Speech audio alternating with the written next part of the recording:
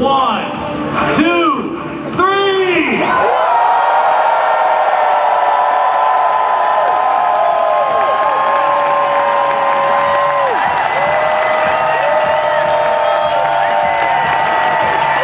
Please welcome the director of The Force Awakens, also the co-writer and the producer, J.J. Abrams.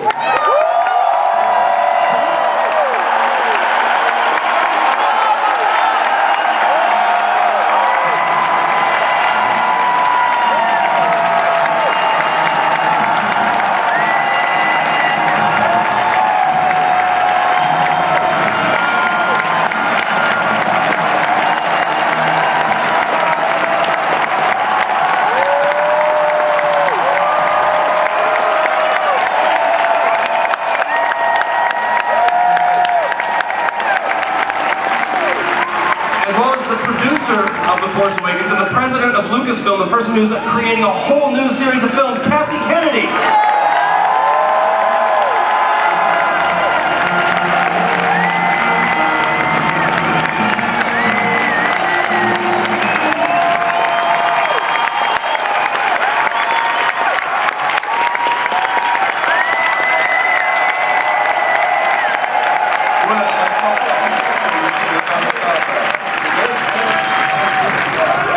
He's tweeting, be patient everyone.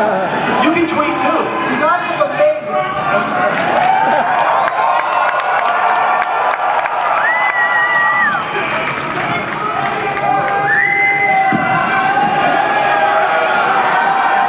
Hi. This is amazing. That's a nice reception. You're welcome. Thank you for waiting. Waited all night long.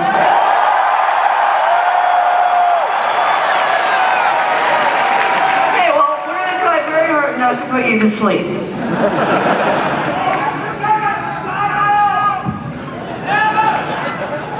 And it went crazy. Wait, I just have to say last night, I was so excited as we were walking through that I ran in before anybody got inside and I bought this t-shirt. I don't know anyone who could send you a Star Wars team. I know, but it's so much more important to pick things up here at Celebration because it isn't anywhere else, so I had to have it first. Well, let's start talking about this movie. I think that's what everybody wants to hear. JJ, you're directing this film, you co-wrote it and produced it, but like me, like a lot of people in this room, you grew up with Star Wars. It was part of your childhood, and so how important was it in shaping your life as a kid? Well, first of all, I'd just like to say thank you to all of you who are here. This is overwhelming and incredible.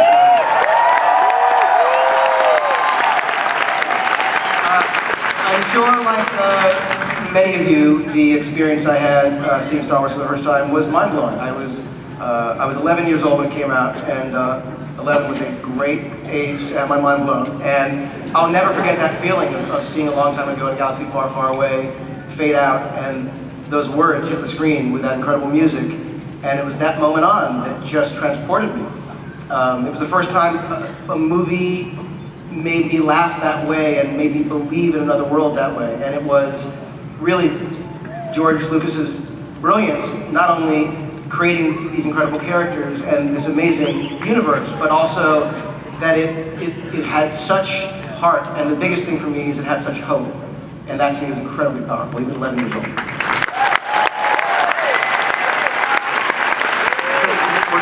you a collector? Did you have the toys? Did you ever dress up for Halloween? Yeah. It sounds like someone must have told you something. I did one Halloween one year dress up as a Jawa, but I don't want to tell you what year it was. So Kathy, people have been waiting for this moment for a few years now, ever since Disney picked up, merged with Lucasfilm, and they announced that there would be a new series of films. Can you tell us about your transition from producer to the president of Lucasfilm, launching this whole new series of films? Well, I have to say that when George asked me to have lunch with him, and it was almost 3 years to the day that I sat down with George in a small little restaurant in New York, and he said, I'm retiring and I'm thinking about moving on, and I'd like somebody to come in and carry on this legacy. And I thought he was going to ask me recommendations on who might do that. And I said, who are you thinking about? And he said, well, I was thinking about you. And needless to say, thank you. As any of you can imagine, it is an incredibly daunting task. And I've been unbelievably fortunate. Obviously, the background I had in working with Steven Spielberg for many years and working with George Lucas on all the Indiana Jones movies, I think it did prepare me, but I must say that when I turned to the guy on my right and said, will you help me do this? I can't do it alone. Thank God, although he didn't say yes right away. What was your initial reaction when she said, join me and together we'll rule the galaxy? No. But I said no, partly because it was an incredibly daunting thing, partly because my family and I had this plan, we were going to be doing that next year, partly because it felt like I've been doing sequels and things in the past, and I just wanted to sort of break away from that. But when I sat down with you to have this conversation, and we actually were sitting there talking about what could come next and what it would be. I mean, you can imagine, it's a very different thing, very much like this moment. You can anticipate it and expect what it's like to come out and see a room full of fans, but to actually be here with you is a very different and wonderful experience. So this was an unexpected reaction because I really thought I would just say no, and I found myself having this conversation with you. It was impossible to say no. Now, Thank you, David. so one of the things that's been noted about this film is Star Wars has always pushed the boundaries of visual effects, but you're kind of taking a retro approach this time around. You build a lot of passion.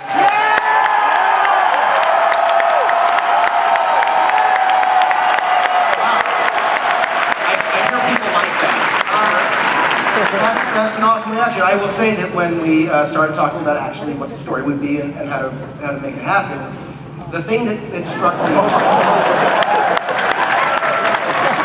Oh yeah, there we are. It's really fun flying. It's them flying here. Just driving to work. Yeah, we're flying. When we were working on pre-production of the movie, the thing that struck me, and it wouldn't go, get out of my head, is just how real you knew and felt Star Wars was when you first saw A New Hope, and that feeling of actually being in, whether they were shooting in Tunisia or on various physical, tangible sets, you couldn't deny it. And I knew, look, it's Star Wars, right? There are going to be an endless number of effects that will be done, CG and otherwise, of course, but we needed a standard. And we needed to set a standard that was real, that felt like you knew the people were in those places. The way the light interacts with the set, you want it to be legitimate, you want it to be authentic. And so building as much as we possibly could was really the mandate. And I will tell you, the amazing thing is, as we're working now, of course, finishing up the edit of the film, even before ILM gets started doing their spectacular work, it's an amazing thing to actually be able to watch the movie and you can see what it is. You don't need to use your imagination because we actually had those sets there, and it was great for the actors too.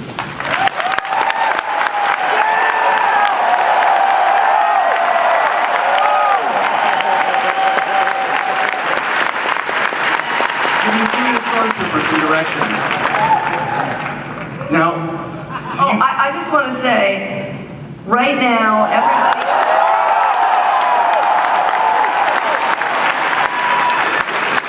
everybody in this amazing creature shop that we worked with, that made every single thing you're looking at in the movie, are all gathered together right now in London, and they're watching it, live streaming right now.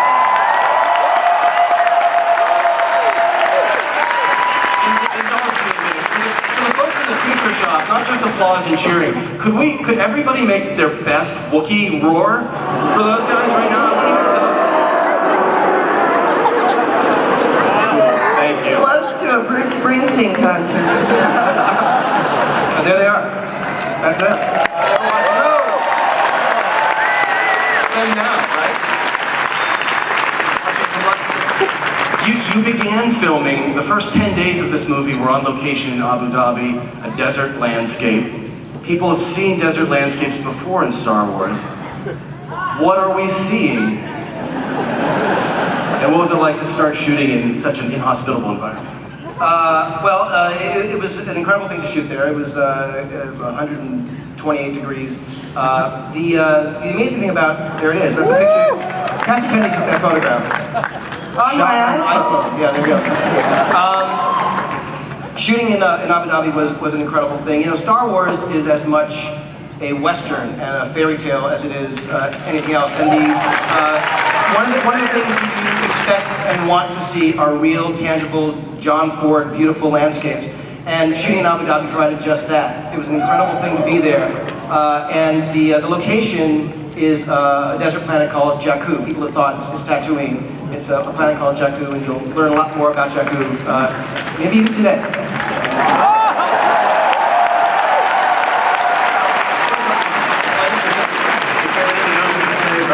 Of course, with Tatooine, it has the two suns. Is there anything about the place of this planet in the universe that you can tell us about? No. But you, I promise you'll see more today. One of the first opportunities that everyone got to see the sets that you've been talking about were the Force for Change videos that you made, and you showed off some creatures, you showed off the new X-Wing. So tell us about the first wave of the Force for Change program. What were the effects of that? Here's the thing, I don't need to tell any of you here, or most of you watching, but there's a great tradition in the Star Wars community of giving back. And when Kathy and I first started working on this, we realized that this was an amazing opportunity to engage with the fans for at least a decade, if not more. And we were inspired by the fans themselves, and we went to Disney, to Bob Iger and Alan Horn, Alan Bergman, and convinced them. They completely got the opportunity and saw it, and really demonstrated incredible leadership in doing so. And we're so grateful to them. And we started Force for Change. The first day of shooting, we engaged the fans. We offered an opportunity to be in the movie, donating $10 to UNICEF, which is one of the great organizations doing amazing work with children around the world. And for a $10 donation, you have a chance to be in the film. And I will say that thanks to you, to this day, we've raised over $6 million for UNICEF. Amazing. In the name of Force for Change, and that's money that is doing real work right now with UNICEF Innovation Labs for children, thousands of children throughout the world, and that's really an amazing thing, and thank you for that. And that's not the end of it now. Force for Change is picking up again as you go toward the December release of the movie. So Kathy, tell us what's next for the Force for Change. We're really excited about this continued relationship with UNICEF, and we're going to join forces with a program called Kid Power. In fact, I'm wearing one of the bands right now. And what happens in the classroom is that kids wear these bands. And in fact, I was walking through the hall testing this, and after you take so many steps, it actually triggers a therapeutic packet of food for children who are malnourished all over the world. And this is a program that we're hoping will become a movement. Disney has stepped up, and they are spending $1 million on the program. Fans have contributed through Humble Bumble another $1 million, and we're hoping that Star Wars will ignite this and really turn it into a worldwide movement. So we're very excited by our relationship.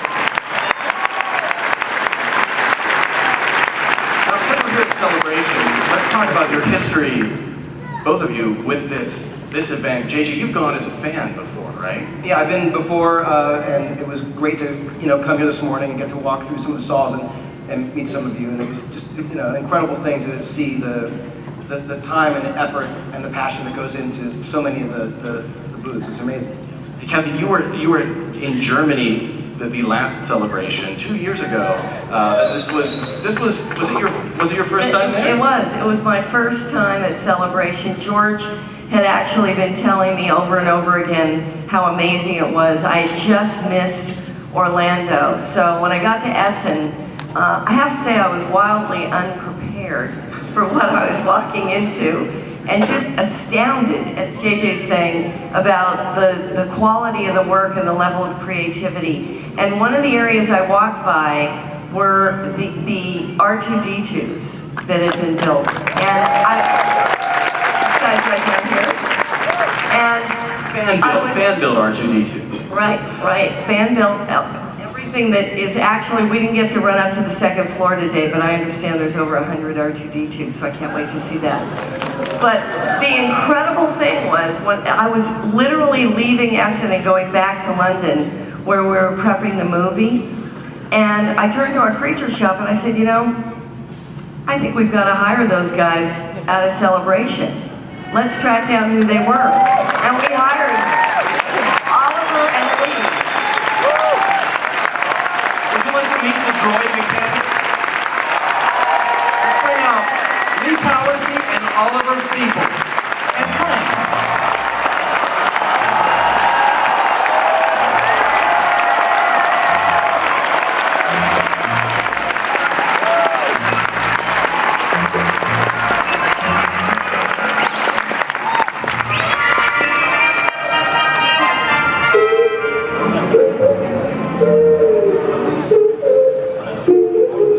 Welcome to the celebration, guys. Thanks. Welcome, R2. Let's hear from R2. This is actual R2.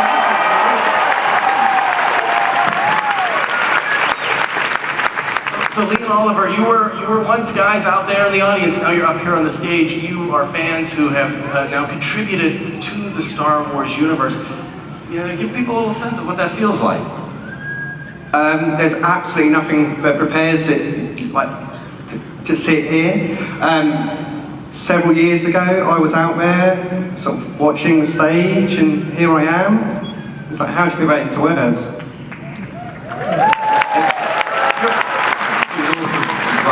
Every day we had to work with a smile on our face. It was brilliant. Yeah. So you got the job because of your fidelity to recreating the original R2-D2, but tell us about your own contribution. Like, what is your own little artistic spin on the Force Awakens version of R2-D2?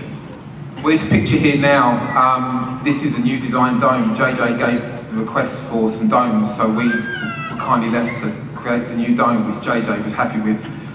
This is an R0 dome, and the white one is RO, LO, Rollo, and the LO stands for Lee and Oliver, so hopefully that will be used. And these are 4 other domes for X-Wings, basically bringing the R5 and R6 into the Star Wars universe, and you'll see them on the back of various X-Wings. So this is interesting because you're not building the full droid on these. These are just the domes, right? To attach to the practical X-Wing fighters that you built for their sets, right? Yeah, so every specific pilot has their own droid in the back, and you will see, I can't give it away, but which droid goes with which pilot. I just got to say that you guys did an amazing job. And it was, it's a very stressful thing every day. You're working. These things have to work well. Whenever there was a malfunction, you guys were on it and repaired it almost immediately. There was never a costly droid delay. So we were great. Droids always work.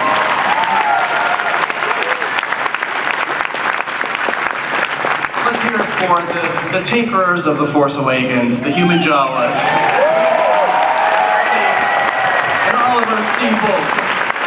Thank you very much, guys. Let's hear it again for R2-D2. So let's move now from the robot. Oh, we do. We have to bring out one more. One more robot. I'm sorry, I almost wrapped it too soon.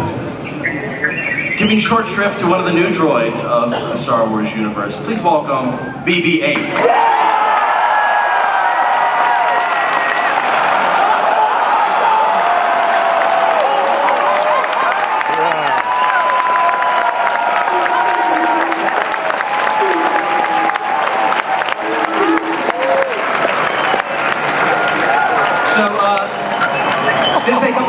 BB-8. This could get ugly. Is there a little rivalry between them? So BB-8 was a creature that was performed. We talked originally, but could you guys keep it down? We talked originally about how to do this, how to best have BB-8 in the film, and there were a lot of discussions about how having a CG BB-8 would be so much easier for shooting. But we also knew it would be better for the film, for the actors, for the sets, for the look of it, if it were performed. And Neil Scanlon and his unbelievable team you saw earlier in the picture built and puppeteered BB-8 in the movie, did an extraordinary job, and it was better for the actors, it was better for the film itself. So you'll see their work today. I also want to say that Bob Iger, who's the chairman of the Walt Disney Company, is sitting out in the audience, and he's the one that found the company that helped us discover the technology of what you're seeing right now. Because we now have BB-8 operating on its own thanks to Bob.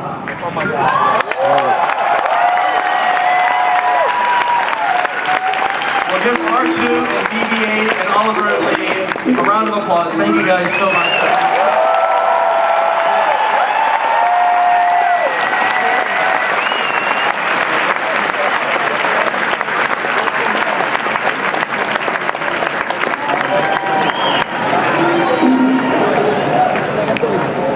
Let's talk about the human stars of The Force Awakens.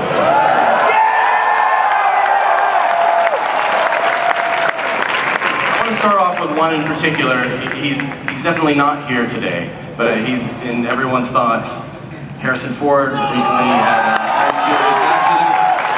He's a total badass who crash landed that plane and made it out okay. I gotta say, the amazing thing about Harrison, and I don't think anybody out there will be surprised, is that he's the only person that can make an emergency landing on a golf course in front of 2 doctors. So he's home and resting and getting well as fast as he can. I can't even begin to tell you how much he wanted to be here. But maybe next year, but at least by the time we open this movie, I know that Han Solo will be very actively involved in what we're doing.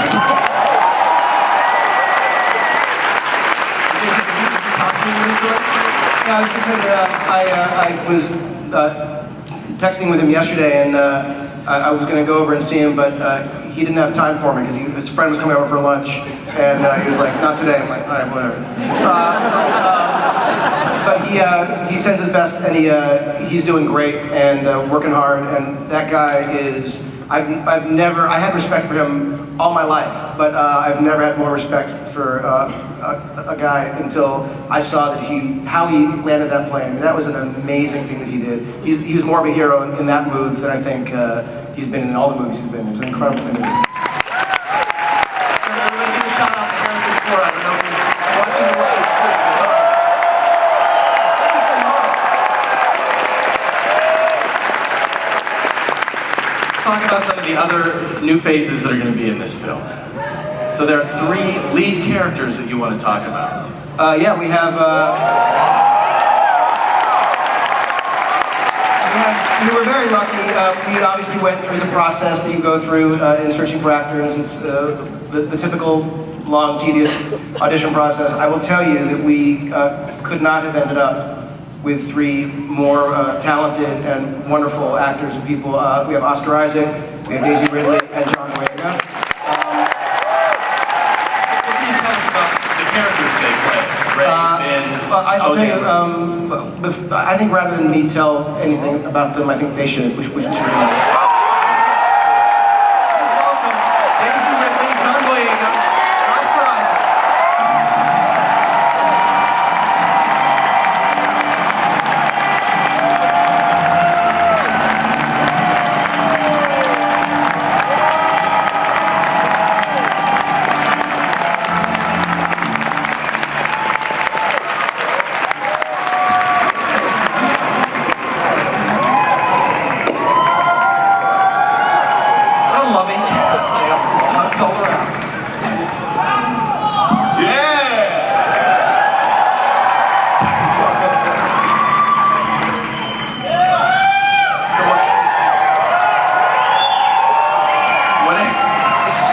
whenever you guys have appeared in public, have people ever asked you about Star Wars before? A little bit?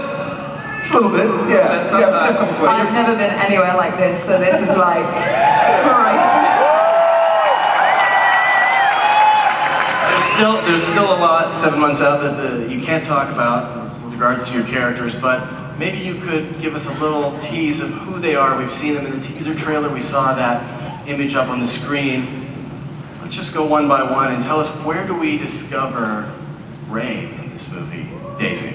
Hey y'all, again. We discover Rey on the desert planet Jaku. She is a scavenger in like a ship graveyard, and she is like completely self-sufficient. She does everything for herself and very solitary until she meets another character and an adventure begins. That leads us to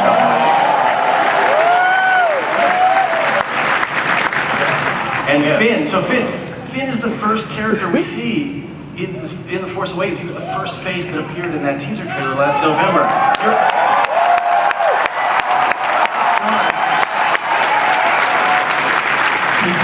He's in a stormtrooper uniform, but people are wondering, is he in disguise? Is he an actual stormtrooper? So tell us, how do we meet Finn in this movie? Well, first of all, Star Wars Celebration, what's up?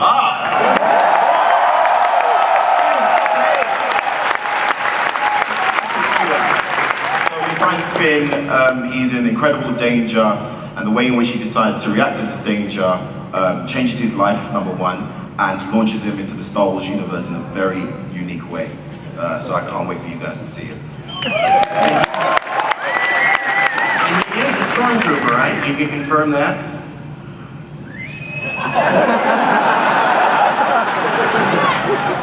Yes, he is a stormtrooper.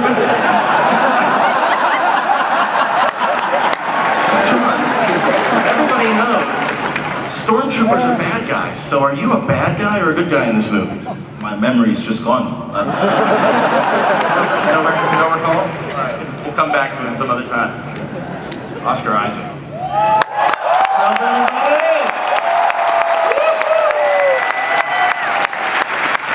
The only character on stage who has two names, Poe Dameron.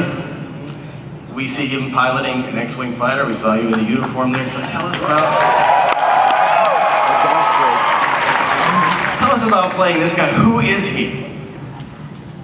He's the best frickin' pilot in the galaxy, that's what he is. He's been sent on a mission by a certain princess.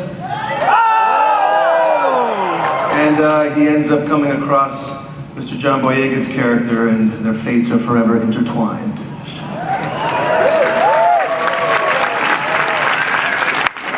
Really, I find it fascinating that you have a stormtrooper and an X-Wing pilot, potentially working together with a scavenger. Sort of ticks all the boxes. There are a number of actors that everybody knows are in the movie but are not able to join us yet, and we've got time to reveal them. But we have this incredible cast, some of whom you see here, including Adam Driver and Andy Serkis. We have Lupita Nyong'o, Gwendolyn Christie. It's an incredible group. But you know, we have many months before the movie comes out, and I promise you that we're gonna have a lot of fun revealing between now and then the other actors. But how lucky are we to have these three today? Come on.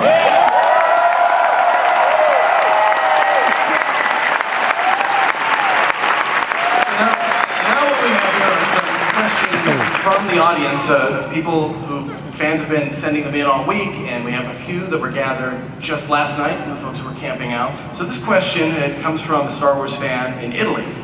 As a fan, how does it feel to grow up with Star Wars and now be a part of Star Wars? So John, I'm gonna throw this to you. Oh my gosh, so I can't tell you how many times I've played the games of Star Wars on my PS3. Honestly, guys, Force Unleashed 1, Force Unleashed 2, come on.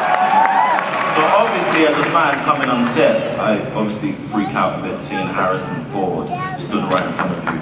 But at the same time, you do get, you know, cast members to sign your merchandise after a wrap.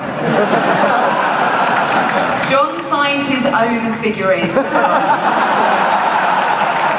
The whole cast. podcast. The podcast. Was there a particular favorite piece of merchandise that you were like, I gotta get this if nothing else signed? So I had a Han Solo in Stormtrooper gear, and it was like this big. And I went over to Harrison and said, "Can you sign my door?" And he was like, "This is weird." But I'll sign it for you. I got it signed on set.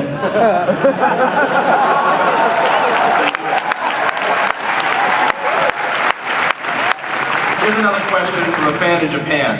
If you were to put yourself in the world of Star Wars, what type of character would you be? And because they're in Star Wars, I'm going to ask you, Kathy, what type of character would you be? Well, I have to say, I think the interesting thing about that question is I don't think I have a lot of choices. At least originally. Princess Leia was kind of the only game. But I'm going to say that that's going to change.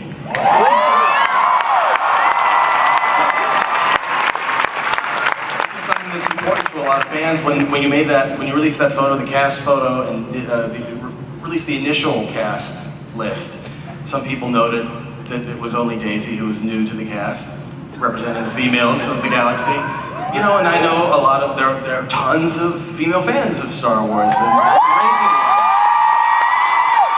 a little girl, she's 5 years old, her name's Audrey, and she loves Star Wars, and I'm kind of excited that there are going to be other characters for her to identify with. So no, there's great new characters and really strong women, and not only in Episode 7, but the conversations we're having moving forward, there are going to be a lot of wonderful new characters.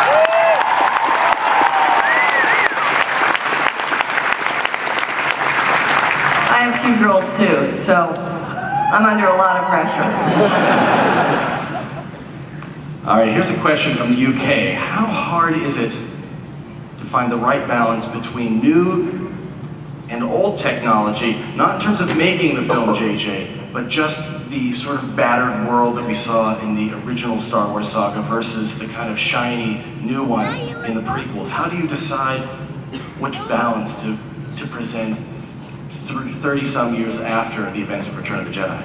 Well, I think that again, I sort of said this before, but one of the things that I loved so much about the original trilogy was that sense of everything being real and weathered and lived in and used. It was a world of underdogs, and you just felt you were fighting, against an enemy that was bigger and larger. And so for me, the look and the feel of that technology, it being, anything but pristine, anything but brand new, was really important.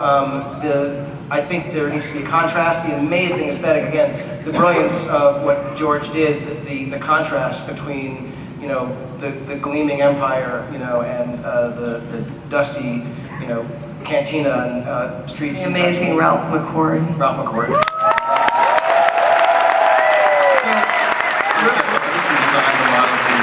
The look of Star Wars. So we're very much following that feeling. I mean, this movie takes place decades after Jedi, so this film needs to follow suit in that regard. I think that's what you'll see.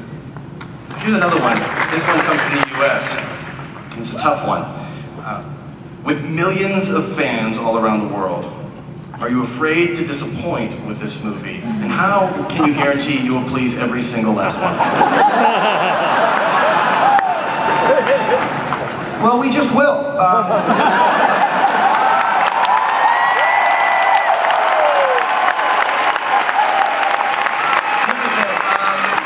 Obviously, as they say, you can't please everybody, though we are trying very hard to do just that. But I will say this, that there are moments where the pressure of what we're doing, the responsibility of what we're doing, honoring the legacy, but using the legacy to tell a brand new story that moves forward and makes the fans proud. It's the most important thing that we're all working on. And I will say that though there are moments of, I'd say sheer horror at what that is, the reality is I've never had more fun in my life working on anything. And the opportunity far outweighs the risk of this. And I can't.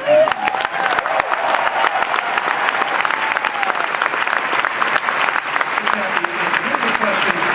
James, who came here, he's here from London. This is one of the questions we got out in the line. It is hard to please everybody, he says, but how much do you take into consideration the fan perspective when you're devising these new stories? I don't think there's anything more important in the Star Wars universe than the fans. You guys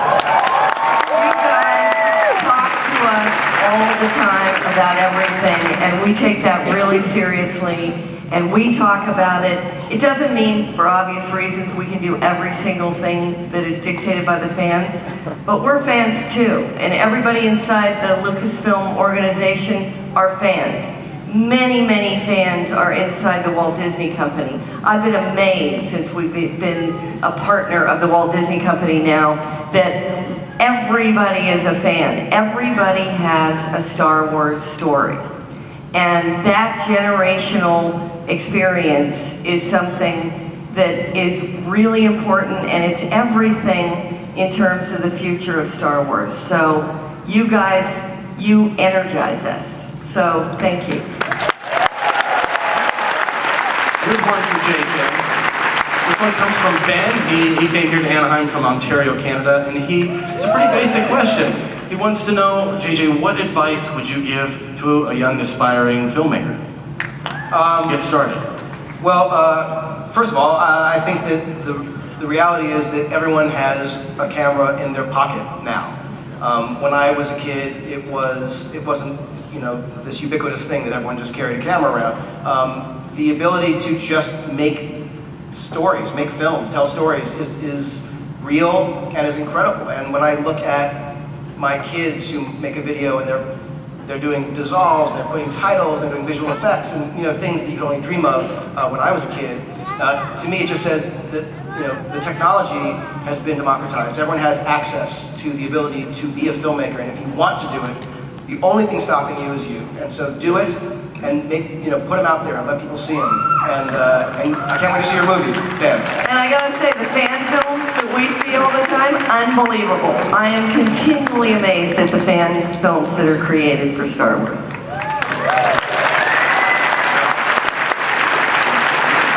This one goes out to Oscar, Daisy, and John.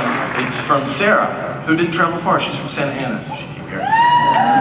She walked here. The question is, so you start shooting this movie, who is more excited? The newcomers like yourselves, or the veteran actors from the original trilogy? The original actors were coming back to a universe they absolutely loved, and we were joining a universe we were yet to love as much as we do now. So we were all excited, and then coming here today has made it so much more exciting. Like, all of us are so, cannot wait to show you guys what we've done.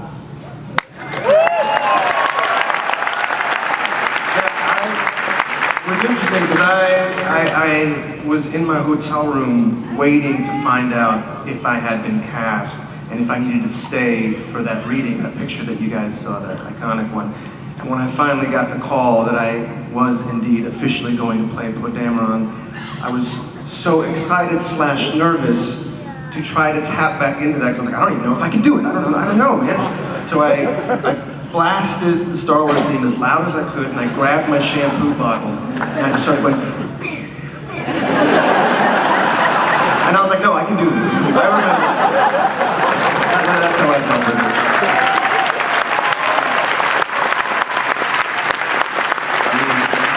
With me, the excitement just turns into absolute nerve, and I was scared to tell my parents that I got the part of Finn in Star Wars in case they didn't believe me. So I waited until that cast photo was released before I told my parents. And all that time, my dad saw me leave and go into this place, and I was reading all these red signs, and he was like, well, what is going on? And I just told him I was filming 24. So I want to thank you guys who submitted the questions online and who waited in line to offer their questions to the cast and the filmmakers. It's so wonderful to see the new faces of Star Wars, but how about if we bring out somebody else? I would say these are new faces, but also familiar, so please welcome, from the cast of Star Wars The Force Awakens, the new Stormtroopers.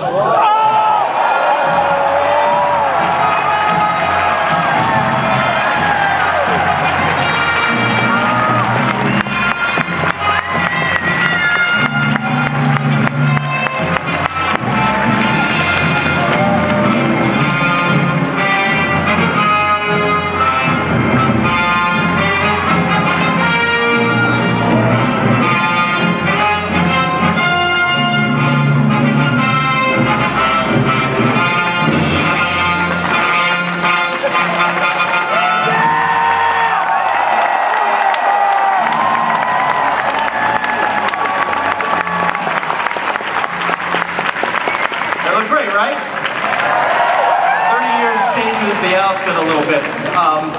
But there are some other folks who are here, people you know, people you love. We're gonna bring them out too. So please welcome, you know him as C-3PO, Anthony Daniels.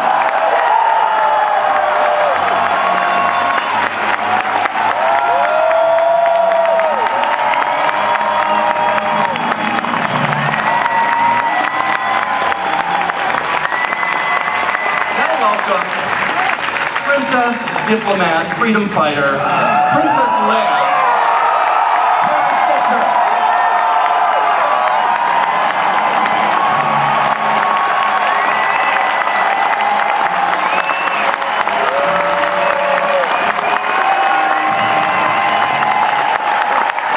Why don't you break out your Wookiee roar again for the man who co-pilots the Millennium Falcon, Chewbacca himself, Peter Mayhew.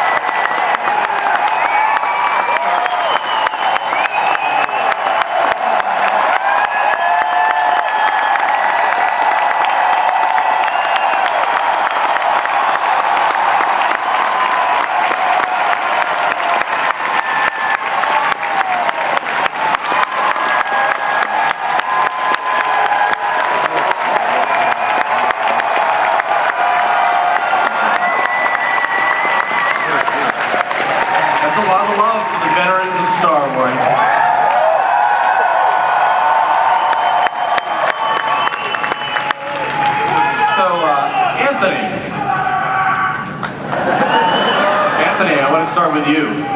So you are the only actor to appear in all 6, now 7 Star Wars films. It is quite amazing because it's 40 years now, 40 years since I first met George Lucas, and very quickly became part of a team that got involved in making this crazy little film that none of us thought that any of you people would ever come to see. Well, how wrong were we? I knew you guys were coming. No, you didn't. But we were, apart from Carrie, we were totally wrong because you did. And you kept coming. And from the beginning, you stayed with us all the way. And it is quite extraordinary. And now, there's even more of you joined in the fun because there's 3 generations who love this story. And, you know,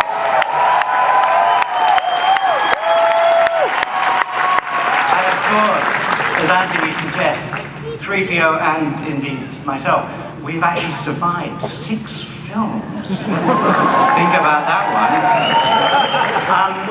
And of course the future, who knows? But I do think that maybe in the future you will be there. Yeah!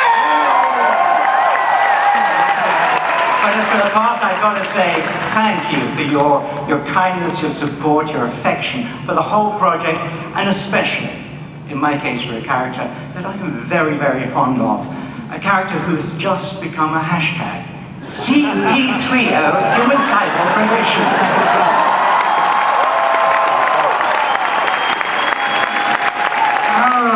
Peter Mayhew, the man who brings such soulfulness to Chewbacca. Chewie!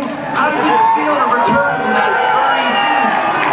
It's kind of nice to get back into fur suit because I can go anywhere in the world and still be comfortable. And also the mere fact that I wouldn't have been associated with these guys if I didn't have the walking carpet, as you say. So, you guys are what this is all about, and we are there.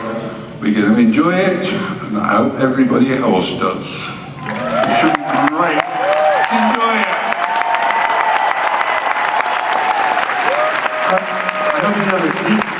taller than I am sitting down. I've always resented that. I'm shorter than everyone standing up.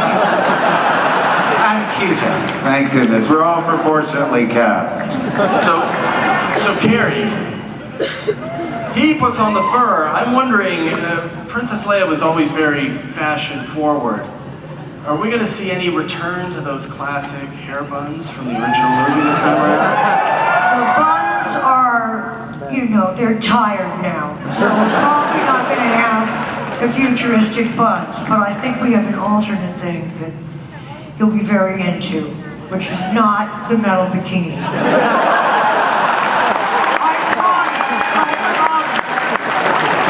How do you feel about expanding the world to include more girl power? You were the only woman in this original Star Wars films, and now there are so many others joining the cast. Well, it's good to have a little Sisterhood of help, Star Wars? but I like, being the only one when I was 19, and that was possible. But now I need some backup.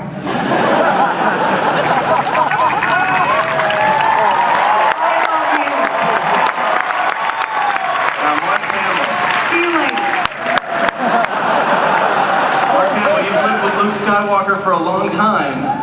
What do you want to say to the fans? What can you tell us about returning as Luke Skywalker? Well, remember George called the original film the most expensive low-budget movie ever made. And I remember saying to him, I think this is a winner. I think we're going to outgross Planet of the Apes. That's the Charlton Heston Planet of the Apes, by the way. No, I really just have a simple message, not just to all of you in this room, but to people watching us around the globe, and that's a simple thank you, because if it weren't for the UPFs, ultra-passionate fans, we wouldn't be here. And it never ceases to amaze me, and I'm so grateful for your support, your enthusiasm, and yes, your passion. Because over the years, my entire adult life, I felt such love from you, and you're more than just fans, you're family.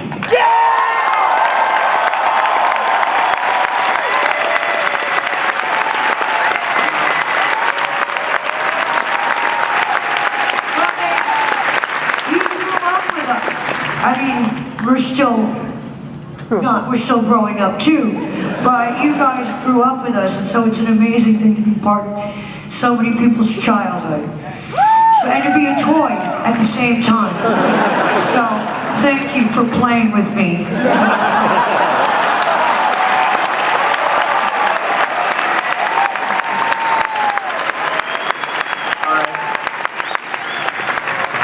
So, even though the whole cast is in here, we've got a lot of people in one place, and all we have right now is that one sepia-toned image of everybody doing the first reading. So why don't we get the cast, the stormtroopers... Put on your wide-angle lens. Get everybody together for a photo. It's too big a group for a selfie, but you guys can take the photos. So let's bring out R2-D2 and BB-8. Here they are. Get out your cameras, hit record. Capture the moment.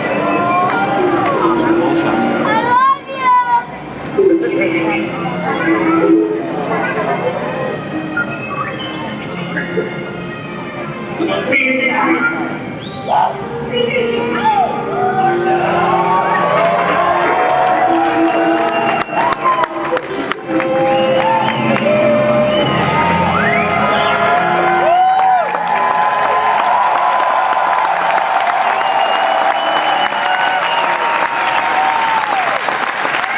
It's surprisingly quiet because everybody's holding their phones.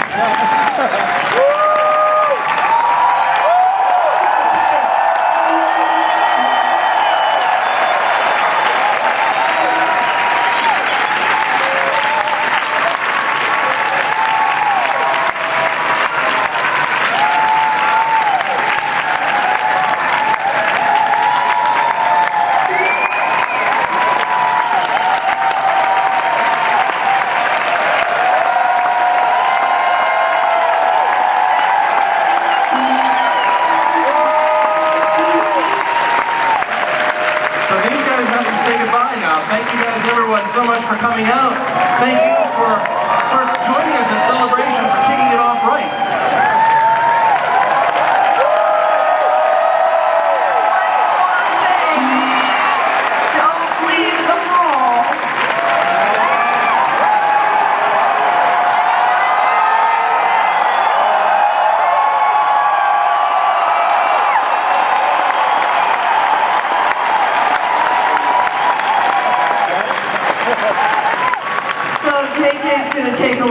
know, and he's going to tell you about his childhood memories of Star Wars. You want to tell him why we're really standing here? Who wants to see a new teaser?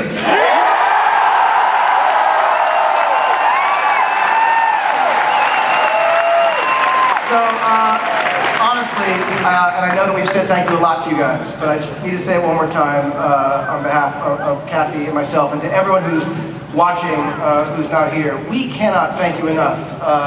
The energy that you guys are throwing our way is evidence of the Force, and we couldn't be more grateful. And we want to show you, this is our second teaser, and we're very excited for you to see it. We hope you like it, but mostly, thank you so much for all of your support.